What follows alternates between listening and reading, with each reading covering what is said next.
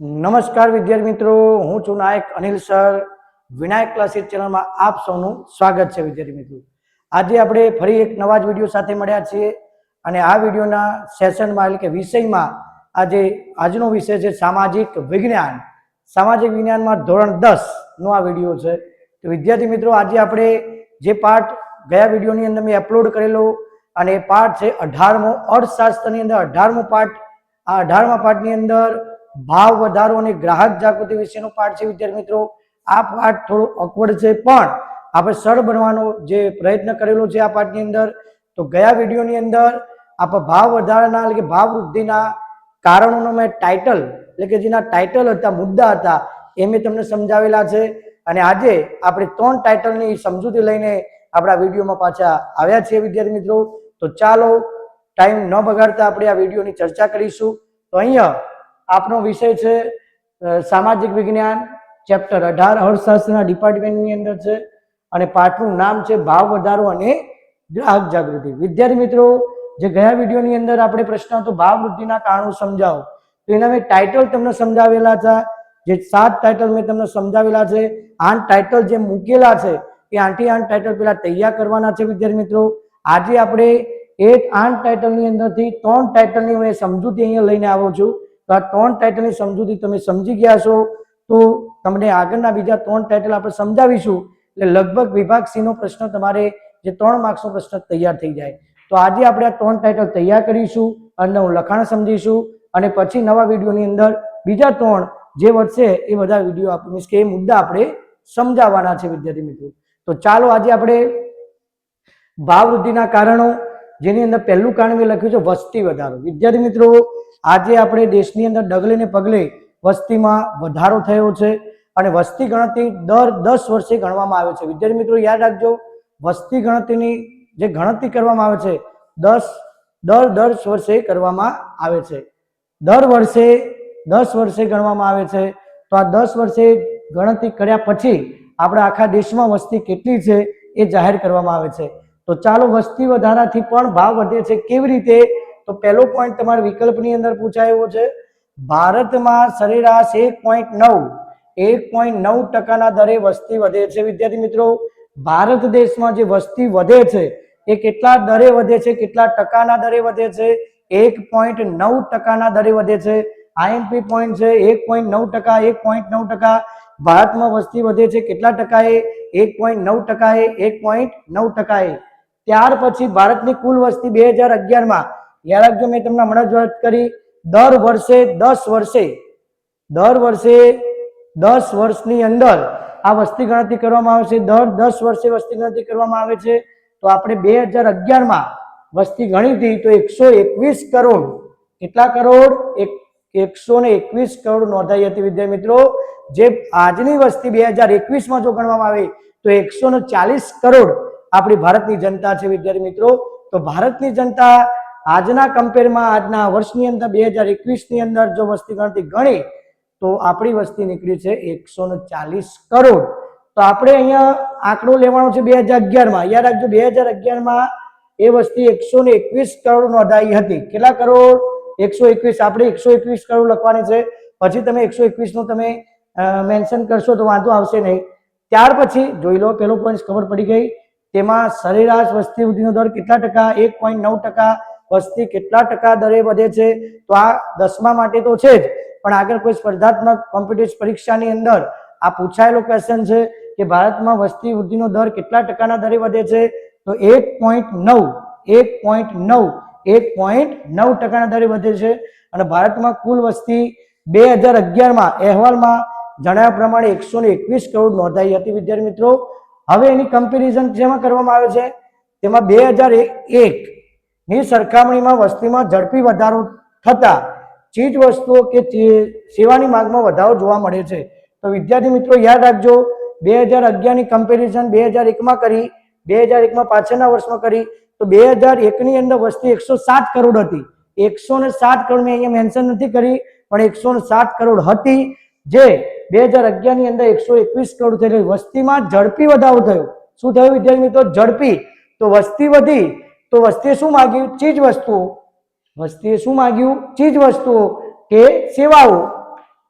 અને ચીજ વસ્તુ કે સેવાની માંગમાં વધારો થયો વિદ્યાર્થી મિત્રો, ચીજ વસ્તુ સેવાની માંગમાં વધારો જોવા મળે છે. એમને ચીજ વસ્તુ સેવા માંગી 2001ની પ્રમાણે 2001ની પ્રમાણે વસ્તી કેટલી હતી? 107 કરોડ. પણ 2011 નો જો આંકડો લેવામાં આવે તો 121 કરોડ હતો. તો આ બંને વચ્ચેનો તફાવતમાં વસ્તીમાં વધારો થયો, ઝડપી વધારો થયો. તો વસ્તીએ શું માંગી? જરૂરિયાત માંગી. કઈ જરૂરિયાત માંગી? ચીજ વસ્તુઓ, જે આપણી જીવન જરૂરિયાતની ચીજ વસ્તુઓ અને સેવાઓ માંગી. એ માંગમાં શું કર્યો? વધારો જોવા મળ્યો, ઘટાડો જોવા મળ્યો નથી. તેથી માંગ સામે પુરવઠો ઘટ્યો. હવે માંગ વધારે હતી, પુરવઠો ઓછો, સપ્લાય ઓછો હતો. માંગ સામે પુરવઠો ઓછો પડ્યો. માંગ સામે પુરવઠો ઓછો પડતા ભાવ વધારો જન્મે છે, એટલે કે ભાવ વધારો થાય છે વિદ્યાર્થી મિત્રો. તો પહેલા ટાઇટલમાં આપણે શું લખવાનું છે? વસ્તી વિશે. ભારતમાં વસ્તી વૃદ્ધિનો દર કેટલા ટકા? 1.9% સરેરાશ વધે છે. અને 2011માં વસ્તી 121 કરોડ નોંધાઈ હતી, જે 2001ની સરખામણીમાં ઝડપી વસ્તીમાં વધારો જોવા મળ્યો. તેથી તેમને ચીજ વસ્તુની સેવાની માંગમાં વધારો કરતા જોવા મળે છે. તેથી માંગ સામે પુરવઠો ઘટ્યો. માંગ વધી છે વિદ્યાર્થી મિત્રો, માંગ વધી છે અને પુરવઠો ઘટ્યો, સામે વસ્તુ ઓછી પડી છે, માટે ભાવ વધારાને જન્મ આપે છે. તો વિદ્યાર્થી મિત્રો અહીંયા જોઈ શકો છો તમે, માંગ સામે પુરવઠો ઘટી ગયો, તેથી ભાવ વધારો જન્મ આપે છે. સમજણ પડી? આમાં આટલું લખવાનું છે, વધારે કોઈ લખવાનું નથી. આપણી પોતાની આવડગતથી પોતાની મૌલિકતા અહીંયા લખવાની છે વિદ્યાર્થી મિત્રો. હવે બીજો ટાઇટલ, નિકાસમાં વધારો. કયો વિદ્યાર્થી મિત્રો? નિકાસમાં વધારો. બીજો મુદ્દો હતો આપણે નિકાસમાં. નિકાસનો અર્થ પેલા શું થાય? નિકાસનો અર્થ શું થાય વિદ્યાર્થી મિત્રો? વેચાણ. નિકાસનો અર્થ શું થાય? વેચાણ. નિકાસનો અર્થ શું થાય? વેચાણ. તો નિકાસ એટલે વેચાણ. તો વિદેશી બજારમાં દેશની પેદાશની માંગમાં વધારો થવાથી વિદ્યાર્થી મિત્રો, નિકાસ એટલે આપણા દેશમાંથી વિદેશમાં વસ્તુ ગઈ અને એ લોકોએ આપણી દેશની વસ્તુની માંગ કરી, વધુ લોકો ખરીદવા માંડ્યા. કોણ? વિદેશવાળા. તો વાક્ય અહીંયા શું લખવાનું છે? શરૂઆત કઈ રીતે કરવાની? કે નિકાસમાં વધારો. ક્યાં ગયું નિકાસ? નિકાસ એટલે વેચાણ ક્યાં ગયું? વિદેશમાં. ક્યાં ગયું? વિદેશમાં. અને વિદેશવાળો દેશની પેદાશ, પેદાશ એટલે આપણું ઉત્પાદન જે બને છે, જે ઉગાડીએ છીએ, એમાંથી જે વસ્તુ બને છે, એ પેદાશની માંગમાં શું થયો? વધારો. કોને વધારો કર્યો? વિદેશવાળોએ. કોને? વિદેશ. થવાથી સરકારે નિકાસને પ્રોત્સાહન આપ્યું. તો આપણી સરકારે શું કર્યું? આપણા દેશમાં ડોલર આવવા માંડ્યા, ડોલર વધુ આવવા માંડ્યા. તો આપણી સરકારે એને પ્રોત્સાહન આપ્યું, ઇન્સ્પાયર કર્યું. એ માલ સામાન વધુ વેચવા લાગ્યા. તો યાદ રાખજો, નિકાસમાં વધારો કઈ રીતે થયો? નિકાસમાં વધારો, વિદેશી બજારમાં દેશની પેદાશોની માંગ વધી. વિદેશી બજારમાં દેશની પેદાશોની માંગ વધી, તેથી આપણી સરકારે એટલે કે દેશની સરકારે શું કર્યું? નિકાસ નહીં એટલે કે વેચાણ નહીં, નિકાસ નહીં એટલે કે વેચાણ નહીં, પ્રોત્સાહન આપ્યું છે. શું આપ્યું છે? પ્રોત્સાહન આપ્યું છે. વિદ્યાર્થી મિત્રો અહીંયા જોઈ શકો છો તમે, વિદેશમાં આપણી દેશની માંગ વધી છે, દેશની અંદર આપણી જે પેદાશો છે વિદેશમાં વધવા લાગી છે, તેથી આપણી સરકારે આ નિકાસને પ્રોત્સાહન આપ્યું છે. આગળ વધીએ. તેથી નિકાસની ચીજ વસ્તુ, આ જે નિકાસને પ્રોત્સાહન આપ્યું, એ નિકાસની ચીજ વસ્તુઓ દેશના સ્થાનિક બજારમાં, દેશના સ્થાનિક કે આંતરિક બજારમાં, એ બજારમાં ઘટે છે. એ વસ્તુની નિકાસ, એ ચીજ વસ્તુની ઉત્પાદન જે વસ્તુ છે એ બજારમાં, આપણા બજારમાં શું થાય? ઘટે છે. વિદ્યાર્થી મિત્રો અહીંયા તમે જોઈ શકો, જે વસ્તુ વિદેશમાં પહોંચી ગઈ છે એ જ ચીજ વસ્તુ આપણા સ્થાનિક બજારમાં રહેવા પામી નથી. તેથી નિકાસની ચીજ વસ્તુઓ સ્થાનિક બજારમાં કે આંતરિક બજારમાં, આપણા દેશના બજારમાં, એ બજારમાં ઘટે છે. ચીજ વસ્તુઓ ઘટે છે. કોના કારણે? કારણ કે નિકાસ કયો કર્યો છે? વિદેશમાં. એટલે આપણે જે વસ્તુ માંગીએ છીએ, આપણી જે માંગ છે, આપણા દેશના લોકોની જે માંગ છે, એ આપણા આંતરિક બજારમાં કે સ્થાનિક બજારમાં જોવા મળતી નથી, ઓછી છે, અછત છે. અને અછત હોવાથી એ ભાવ વધે છે. વિદ્યાર્થી મિત્રો સમજણ પડી કે ના પડી? ટૂંકમાં નિકાસમાં વધારામાં શું લખવાનું છે? નિકાસના વધારામાં કે વિદેશની અંદર વિદેશના લોકો આપણી દેશની વસ્તુની માંગમાં વધારો કર્યો છે, તેથી સરકારે તેને સપોર્ટ એ પ્રોત્સાહન કર્યું છે, માટે આપણા દેશના મીન્સ કે સ્થાનિક બજારમાં તે વસ્તુ ઘટી છે. અને વસ્તુ ઘટે તો અછત સર્જાય છે, અને અછત સર્જાતા તેથી માંગ સામે પુરવઠો ઘટ્યો છે. વિદ્યાર્થી મિત્રો, માંગ વધે છે, પુરવઠો ઘટે છે, તેથી ભાવ વધે છે. અહીંયા વિદ્યાર્થીઓ સમજ પડી કે ના પડી? અર્થશાસ્ત્રની અંદર જો ટોપિક ખબર પડે કે નિકાસ કોને કહેવાય, ક્યાં વધ્યું, ક્યાં મોકલ્યું, વિદેશમાં મોકલ્યું, વિદેશમાં વધી ગયું, દેશમાં ઘટી ગયું, દેશમાં ઘટી ગયું તો માંગ ઘટી, માંગ વધી અને પુરવઠો ઘટ્યો. અન્ડરસ્ટેન્ડ? સમજણ પડે છે કે નહીં? આ રીતે મુદ્દા તમે યાદ રાખશો તો ઝડપી યાદ રહી જશે. અને આની અંદર પોતાની મૌલિકતાથી તમે લખો. એક વખત વાર્તા યાદ રાખી દો કે નિકાસ એટલે શું? તો વેચાણ. વેચાણ ક્યાં પહોંચ્યું? વિદેશમાં. તો વિદેશમાં આપણા દેશની માંગ વધી, એટલે કે પુરવઠો મીન્સ કે પેદાશો છે એની માંગ વધી છે. ઓકે વિદ્યાર્થી મિત્રો, સમજણ પડે છે કે નહીં? ત્યાર પછી ત્રીજું ટાઇટલ છે આપણા જોડે. આજે આપણે 3 ટાઇટલ એવા સમજ્યા, મજબૂત સમજી લો. તો 3 ટાઇટલ જો તમને આવડી જાય તો આના પછીના વિડીયોમાં આપણે 3 ટાઇટલ જો સમજીશું તો તમને ખૂબ જ મજા આવશે અને આનંદદાયક તમને યાદ તૈયાર કરો તો તમારે 3 માર્ક્સ 2 પ્રશ્નો આ ચેપ્ટરમાંથી 2 પ્રશ્નો આવશે વિદ્યાર્થી મિત્રો. એક તો ભાવવૃદ્ધિના કારણો મોસ્ટ આઈએમપી તો છે જ, પણ અહીંયા તમે સમજી જશો 1 by 1 તો તમને મજા આવશે. ત્યાર પછી થર્ડ, કાચા માલની ઊંચી કિંમતે પ્રાપ્તિ. હવે કાચો માલ જો આપણે ઊંચી કિંમતે આપીને લાવવામાં આવે તો જે વસ્તુ બને વિદ્યાર્થી મિત્રો એ મોંઘી જ બને છે. એ સિમ્પલ છે. તો અહીંયા ટાઇટલ સમજીએ, કાચા માલની ઊંચી કિંમતે પ્રાપ્તિ. તો એનું લખાણ, કાચા માલની અછત વર્તાય. હવે કાચો માલ અછત હોય, બજારમાં ઓછો હોય એટલે અછત કહેવાય, ઓછો એને અછત કહેવાય. અછત એટલે ઓછું વર્તાય અને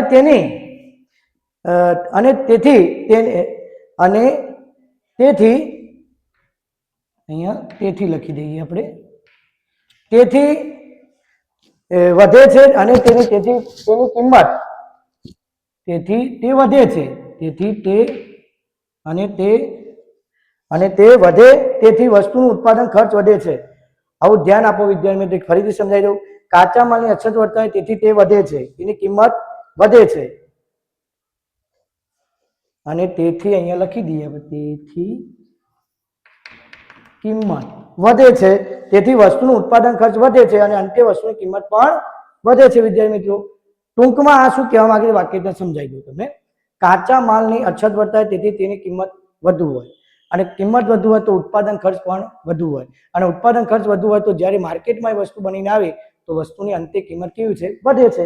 એવું વાક્ય તમે લખ્યું છે. જો કાચા માલની અછત વર્તાય તેથી તેની કિંમત વધે છે અને બીજી તેથી વસ્તુનું ઉત્પાદન ખર્ચ પણ વધે છે અને અંતે એ વસ્તુની કિંમત પણ વધે છે. માનો કે ખુરશી હોય તો ખુરશીનું કાચું પ્લાસ્ટિક તમે ઊંચી કિંમત આપીને લાવ્યા હોય તો જ્યારે ખુરશી બનાવવાનું ઉત્પાદન ખર્ચ વધે, ખુરશી જ્યારે બનાવવા બેસો ત્યારે ઉત્પાદન ખર્ચ વધે અને ખુરશી જ્યારે બનીને માર્કેટમાં આવે ત્યારે ખુરશીની કિંમત વધે છે. વિદ્યાર્થી મિત્રો સમજણ પડી કે ના પડી? તો કાચા માલની અછત કિંમત વર્તાય છે તેથી તેની કિંમત વધે છે, ઉત્પાદન ખર્ચ વધે છે અને ઉત્પાદન ખર્ચ કરતા છેલ્લે તે વસ્તુની કિંમત પણ વધે છે. કોના કારણે વધી? તો કાચો માલ અછત છે, કિંમત વધુ આપી તો ઉત્પાદન ખર્ચ વધ્યું અને ઉત્પાદન ખર્ચ વધ્યું તો વસ્તુની કિંમત પણ વધે છે. વિદ્યાર્થી મિત્રો અહીંયા આગળ વધીએ. બીજી બાજુ ઉત્પાદિત વસ્તુના ગ્રાહકો. હવે આ જે વસ્તુ ઉત્પાદિત કરી છે, જે ખુરશી ઉત્પાદિત કરી છે, એ બીજી બાજુ ઉત્પાદિત વસ્તુના ગ્રાહકો એ કામદારો કે પ્રજા છે? એ કામદારો કે આપણા લોકો છીએ ને? આપણે જ્યારે માર્કેટમાં આપણે વસ્તુ લેવા જઈએ તો આ કામદારો કે પ્રજા આપણે પોતે છીએ. તો આપણે જો વસ્તુ ખરીદવા જઈએ તો આ વસ્તુ આપણને શું પડે છે? મોંઘી પડે છે, કિંમત ઊંચી પડે છે, આપણી ખરીદ શક્તિ ઘટી જાય છે, એ વસ્તુ ખરીદી શકતા નથી. તો આ બીજી બાજુ ઉત્પાદિત વસ્તુના ગ્રાહકો અને કામદારો કે પ્રજા છે. આ વસ્તુ જે ઉત્પાદિત કરી છે એ ખરીદવા વાળા કોણ છે? આપણે લોકો છીએ. ગ્રાહકોની પ્રજા જ છે, ગ્રાહકો અને પ્રજા કે કામદારો જ છે, પણ આમની ખરીદ શક્તિ ઘટે છે. કારણ કે જે ઉત્પાદિત વસ્તુ ખુરશી કરી છે, ખુરશીનું ઉત્પાદન, એ ખુરશી માર્કેટની અંદર ઊંચી કિંમતે મળે છે, જે આપણે ખરીદવાની તાકાત નથી. એ ખરીદ શક્તિ ઘટતા તો જો હવે વસ્તુ શું બને છે? બીજી બાજુ ઉત્પાદિત વસ્તુના ગ્રાહકો, કામદાર, પ્રજા છે, તેથી તેઓની ખરીદ શક્તિ ઘટતા હવે આપણી ખરીદ શક્તિ શું થઈ? ઘટી ગઈ. આપણા જોડે એટલો પગાર પણ નથી, વેતન પણ નથી કે ખુરશી ખરીદી શકીએ. ખબર પડી વિદ્યાર્થી મિત્રો? હવે શું બનશે? જુઓ, આપણા જોડે ખરીદ શક્તિ ઘટતા શું ઘટ્યું? ખરીદી શક્તિ ઘટતા વેતન વધારાની માંગણી કરી. વેતન એટલે પગાર, તો વેતન વધારાની માંગણી કરી અને તે સંતોષવામાં આવી. વેતન આપણે દાખલા તરીકે હું તમારો માલિક હોય, તમે મને વેતન વધારવાની માંગણી કરો તો હું બધાનો વેતન વધારી દઉં, પણ વેતન વધારું, હું પગાર દરેકને વધારું તો મારો ઉત્પાદન ખર્ચ તો વધે કે નહીં વિદ્યાર્થી મિત્રો? મારા પગારમાં તમને પગારમાં વધારો કર્યો તો મારે તો તમને આપવો પડે. તો હું શું કરું? જે વસ્તુની કિંમત મેં નક્કી કરી હતી પહેલા એના કરતાં પાછું વધારી દઉં એટલે મારું ઉત્પાદન ખર્ચ વધે. તો અહીંયા જોઈ શકો તમે ખરીદ શક્તિ ઘટતો વેતન વધારાની માંગણી કરે. વેતન વધારો એટલે પગારની માંગણી કરે છે. કોણ? કામદારો કે પ્રજા? કામદારો કે પ્રજા માંગણી કરે અને તે સંતોષવામાં આવે, તેને આપવામાં આવે છે. અને આપતા સંતોષવામાં આવતા ફરીથી વસ્તુના ઉત્પાદન ખર્ચમાં વધારો. છેવટે તો પાછું ઉત્પાદન ખર્ચ વધે.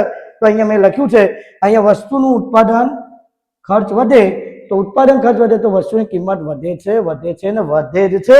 તેથી સામે ભાવમાં વધારો થાય છે અને વસ્તુ પાછું જશે તે. રીસાયકલ પ્રક્રિયા ફરીથી ત્યાંના ત્યાં. તમે જો પગાર વધારવાની માંગણી કરી તો એ લોકોએ ઉત્પાદન ખર્ચ વધ્યું. તમે જેટલી વખત પગાર વધારશો, પગાર વધારવાની માંગણી કરશો એટલે શેઠ શું કરશે?